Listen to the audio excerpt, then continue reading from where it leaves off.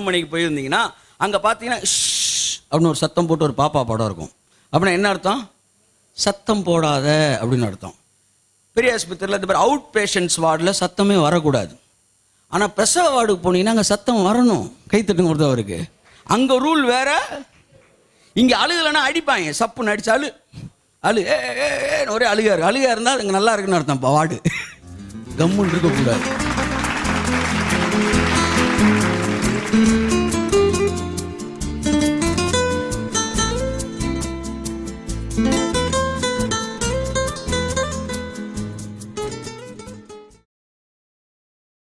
தசமபாகம் என்பது நம்முடைய சம்பாத்தியத்தில் 10ல் 1 பங்கு இல்லையா? இது நியாயப்பிரமாணத்து பழைய ஏற்பாட்டு பிரமாணம் தானே. அது நம்ம தான் புதிய ஏற்பாட்டுக்கு என்ன செஞ்சிட்டோம், வந்துட்டோம். அதனால தசமபாகம் கிடையாது என்று பேசுகிறவர்கள் உண்டு. நானும் அப்படி நினைத்து கொண்டு இருந்தேன். ஆனால் நியாயப்பிரமாணம் என்பது எப்பொழுது துவங்குகிறது? என் அன்புக்குரியவர்களே, மோசே சீனாய் மலைக்கு போறான் பாருங்க. அப்பதான் கட்டளையை வாங்குறான். அங்கிருந்து தான் நியாயப்பிரமாணம் வருது. ஸோ அதுக்கப்புறம் சொல்லப்பட்டது எல்லாம் நியாயப்பிரமாணம். இது எங்க முடியுது சொல்லுங்க பார்ப்போம். என்ன மலையில?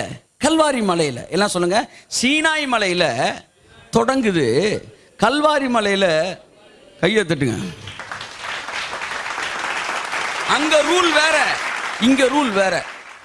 சில்ட்ரன்ஸ் ஹாஸ்பிட்டல் நீங்க போனீங்கன்னா, குழந்தைகள் நல்ல மருத்துவமனைக்கு போயிருந்தீங்கன்னா அங்க பாத்தீங்கன்னா அப்படின்னு ஒரு சத்தம் போட்டு ஒரு பாப்பா படம் இருக்கும்.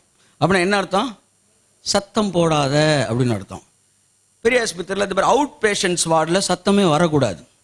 ஆனால் பிரசவ வார்டுக்கு போனீங்கன்னா அங்கே சத்தம் வரணும். கைத்தட்டுங்க ஒருத்தவருக்கு. அங்கே ரூல் வேற. இங்கே அழுகலைன்னா அடிப்பாங்க. சப்புன்னு அடிச்சு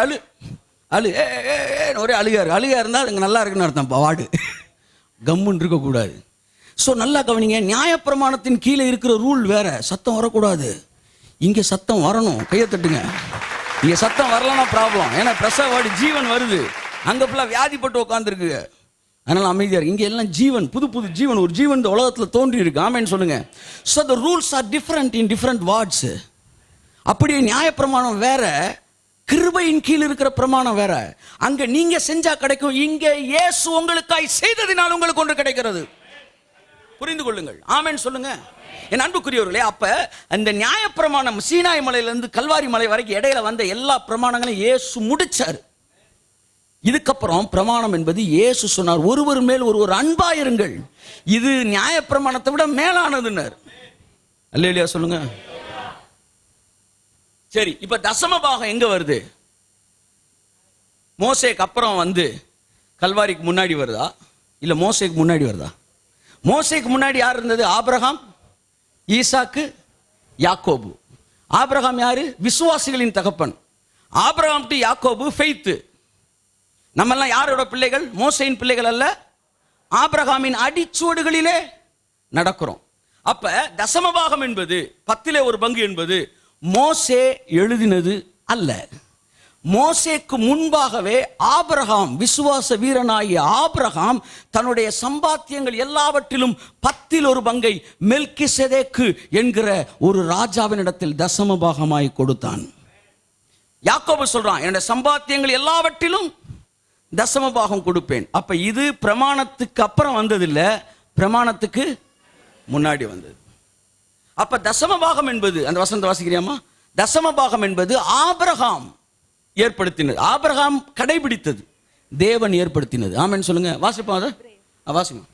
எபிரேயர் 7:6. எபிரேயர் 7:6. ஆகிலும் அவர்களுடைய வம்ச வரிசையில் வராதவனாகிய இவன் ஆபிரகாமின் கையில் தசமபாகம் வாங்கி, ஆபிரகாமின் கையில் தசமபாகம் வாங்கி வாக்குத்தத்தங்களை பெற்றவனை ஆசீர்வதித்தான். கைத்தட்டுங்க ஒருத்தவருக்கு. ஏற்கனவே வாக்குத்தத்தங்களை பெற்றவன். கிறிஸ்து இயேசுக்குள்ளே வாக்குத்தத்தங்கள் எல்லாம் ஆமென்றும் ஆமென் என்றும் இருக்கு. வாக்குத்தத்தங்களை பெற்றவங்களும் ஆமென் சொல்லுங்க. ஆபிரகாம் வாக்குத்தத்தங்களை பெற்றவன், ஆனா பெற்றவனே அவன் ஆசீர்வதிச்சானா?